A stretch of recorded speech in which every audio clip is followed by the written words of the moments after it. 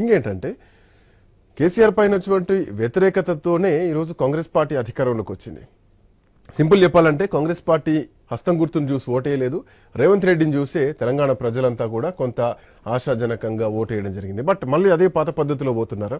గత ప్రభుత్వానికి ఈ ప్రభుత్వానికి కొంత భిన్నం చూపించాల్సినటువంటి అవసరం ఉందా అన్నదే ప్రధానంగా చర్చలోకి రావాల్సినటువంటి అవసరం ఉంది. కాంబోజ్ వెంకటేశ్వర్లు గారు బీఆర్ఎస్ పార్టీ అధికార ప్రతినిధి, కార్తిక్ గారు కాంగ్రెస్ పార్టీ టీపీసీసీ కార్యదర్శి, గంగపురం వెంకటరెడ్డి గారు Bharatiya Janata party spokesperson, professor Seshu sir ప్రముఖ రాజకీయ విశ్లేషకులు. నమస్తే అండి, welcome to prime time debate అందరికీ. కార్తిక్ గారు, గతానికి భిన్నంగా చూపించాలన్నదే ప్రజాపాలన, ప్రజాప్రభుత్వం. బట్ ఆ ప్రజాప్రభుత్వంలో మళ్ళా సంఖ్యలు తప్పట్లేదు అన్నదే ప్రశ్న. సార్, ఈరోజు జరిగినటువంటి హిరియా నాయక్ గారికి బేడీ లేసిన విషయాన్ని మేము ఎక్కడ కూడా సమర్థించలేదు కాంగ్రెస్ పార్టీ. ఈ విషయం తెలిసిన వెంటనే ముఖ్యమంత్రి గారు దానిపైన విచారణ చేపట్టి బాధ్యులైనటువంటి అధికారులపైన చర్యలు తీసుకోమని చెప్పి ఈ రోజు ఆర్డర్స్ ఇష్యూ చేయడం అనేది ఈరోజు మనం చూడాలి. దీన్ని ఒక రకంగా మనము జరిగిన విషయాన్ని మనం సమర్థించకుండా దానిపైన తప్పు జరిగినప్పుడు ఆ తప్పుని సరిచేసే ప్రయత్నం జరిగినప్పుడు కూడా ఆ సరిచేసుకునే ప్రయత్నాన్ని కూడా మనం గమనించాలి. అయితే ఇక్కడ హిరియా నాయక్ గారి సందర్భంగాని గతంలో జరిగినటువంటి సందర్భాన్ని మనం ఒకసారి బేరీజు వేస్తే, గతంలో మిర్చి యార్డ్లో ఖమ్మం రైతులు వారికి గిట్టుబాటు ధర కావాలని చెప్పి వాళ్ళు ఉద్యమం చేసినప్పుడు వారికి కోర్టుకు తీసుకొచ్చినప్పుడు సంఖ్యలు వేసుకొని తీసుకొని వచ్చినారు. ఆ రోజు తెలంగాణ సమాజం కానీ ప్రజలు కానీ ప్రతిపక్షాలు కానీ ఎందుకు ఇట్లాంటి చర్యల్ని సమర్థించలేదు అంటే, ఆ రోజు ఉన్నటువంటి రైతులు న్యాయపరంగా ఉద్యమం చేసిర్రు. అందుకని వారి పక్షాన ప్రజలు కానీ సమాజం కానీ ప్రతిపక్షాలు కానీ నిలబడ్డాయి. కానీ ఈరోజు ఇక్కడ జరిగినటువంటి సందర్భంలో హిరియా నాయక్ గారి విషయంలో వారేం ఉద్యమం చేయలేదు. వారు చేసినటువంటి కార్యక్రమం ఏంటి అంటే, ఒక కలెక్టర్ పైన ప్రభుత్వ అధికారి పైన దాడికి వెళ్ళినారు. ఒకవేళ ఆ దాడిలో గనక కలెక్టర్ గారికి కానీ అధికారి ప్రాణ నష్టం జరిగి ఉంటే అన్నదే ప్రశ్న. జరగలేదు, ఒక్క నిమిషం, జరగలేదు కార్తిక్ గారు, జరగలేదు. దానికి ప్రతిఫలంగా రైతులను అరెస్ట్ చేశారు. సరే, వాళ్ళకి భూమి ఉందా ఇదంతా పక్కన పెట్టండి. జైలుకు రైతులను తీసుకెళ్లారు, జైలు జీవితం అనుభవిస్తున్నారు.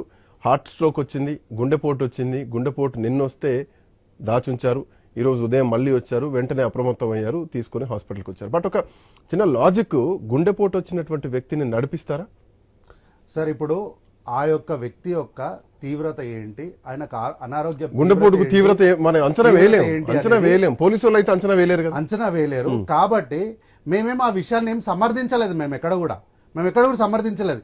దీనిపైన ఇట్లాంటి పాఠాలు నేర్పింది గత 10 సంవత్సరాలు అధికారులకు గాని ఉద్యోగస్తులకు గాని గత 10 సంవత్సరాలు వీళ్ళు బెత్తం పట్టుకొని చెట్టు కింద కూర్చోబెట్టి ఇట్లాంటి పాఠాలు నేర్పించారు సార్. కాబట్టి ఓవర్ నైట్ లో వీళ్ళందరూ మారడానికి కూడా వీళ్ళకు కూడా అవ్వట్లేదు. కానీ ఇట్లాంటి సంఘటన జరిగిందని తెలిసిన వెంటనే ముఖ్యమంత్రి గారు దీనిపైన సమగ్రమైనటువంటి విచారణకు ఆదేశించి బాధ్యులైనటువంటి వారిపైన చర్యలు తీసుకోమని చెప్పినటువంటి సందర్భాన్ని చూసినాము. ఇది ప్రజాపాలన, ఇది ముఖ్యమంత్రి గారు చేయాల్సిన పని. కానీ గతంలో జరిగినప్పుడు ఇట్లాంటి సందర్భం జరిగినప్పుడు కనీసం ఒక్క నివేదిక ఇవ్వమని చెప్పి అడిగిన సందర్భాన్ని చూసినామా సార్? మనము ఇట్లాగే కేవలం ఖమ్మం రైతులే కాదు సార్, లేదు సార్, కాదు. ఈ రోజు సార్ మీరు దగ్గర అన్ని ఆయుధాలు ఉన్నాయి, వాళ్ళకి అసలు యుద్ధం చేయాల్సినటువంటి అవసరం లేదు. అట్లా కాదు సార్, వాళ్ళకి ఆయుధాన్ని ఇచ్చి మీరు యుద్ధానికి రమ్మంటున్నారు. కాదు. ఈ రోజు ఏంటంటే ముఖ్యమంత్రి గారు స్థానికంగా రాష్ట్రంలో లేరు, టెక్నికల్ వారు బయట రాష్ట్రంలో ఉన్నారు. అట్లా కాదు సార్, అట్లా కాదు. ముఖ్యమంత్రి గారు ఇక్కడ ఈ రోజు లేరు టెక్నికల్ గా. అయితే ఆ సందర్భం జరిగినప్పుడు అక్కడ ఏం జరిగింది ఏంటి అని తెలుసుకొని మాట్లాడాల్సినటువంటి బాధ్యత అధికార పార్టీగా ప్రభుత్వంగా మా పైన ముఖ్యమంత్రి తెలుసుకునేంత వరకు కూడా వెయిట్ చేయాలని నేను అంటలేను. అక్కడ జరిగిన సందర్భము ఏం జరిగింది అని తెలుసుకొని మేము మాట్లాడాలి. మా ఇష్టం వచ్చినట్టు ఈ రోజు ప్రతిపక్షంలో ఉన్నప్పుడు మనం ఎట్లా మాట్లాడినా కూడా చెల్లుబాటు అవుతుంది. కానీ అదేది కూడా ఆన్ రికార్డులకు రాదు. కానీ ప్రభుత్వంలో ఉన్నప్పుడు, మంత్రి స్థానంలో ఉన్నప్పుడు, లేదంటే ఒక గౌరవప్రదమైనటువంటి రాజ్యాంగబద్ధమైనటువంటి పదవిలో ఉన్నప్పుడు మనం ఏది మాట్లాడినా కూడా పూర్తి సమాచారం లేకుండా మాట్లాడితే అది రికార్డులోకి వస్తుంది. ఆ రోజు మనం తప్పు చేసిన వాళ్ళం అవుతాం. కాబట్టి విషయం ఏంటో తెలుసుకోకుండా మనకి ఇష్టం వచ్చినట్టు మన వ్యక్తిగతమైనటువంటి నిర్ణయాలు ఇక్కడ మాట్లాడడానికి ఉండదు.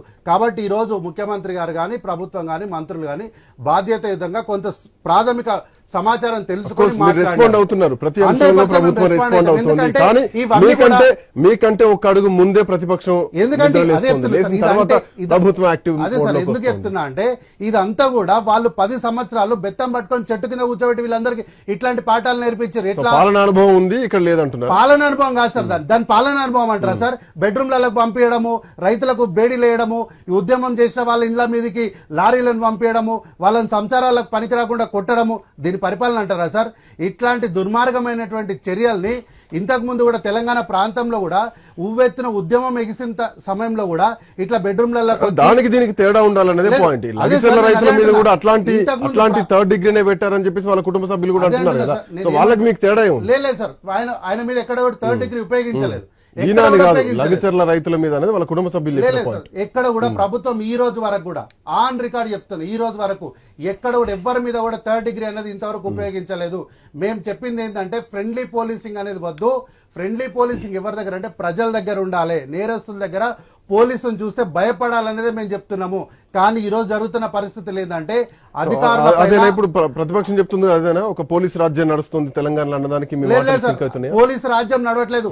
ఈ రోజు వాళ్ళు ఫ్రెండ్లీ పోలీసింగ్ అని ఇష్టారాజ్యంగా వాళ్ళు నడిపించారు. మేము ఏమంటున్నాం అంటే ప్రజలతో మీరు ఫ్రెండ్లీగా ఉండండి, కానీ నేరస్తులతోని మీరు పోలీస్ యూనిఫామ్ లో ఉన్నప్పుడు మీరు పోలీసు లాగా బిహేవ్ చేయమని చెప్తున్నాం. అందుకే ఈ రోజు ప్రధాన ప్రతిపక్ష నాయకులు పోలీసుల పైన చేసిన వ్యాఖ్యల్ని మనం చూస్తలేమా సార్? కాబట్టి పార్టీ కానీ ప్రభుత్వం కానీ కాంగ్రెస్ పార్టీ ఎప్పుడు కూడా మీ దగ్గరకు వస్తా ఒక చిన్న బ్రేక్ తీసుకుందాం. బ్రేక్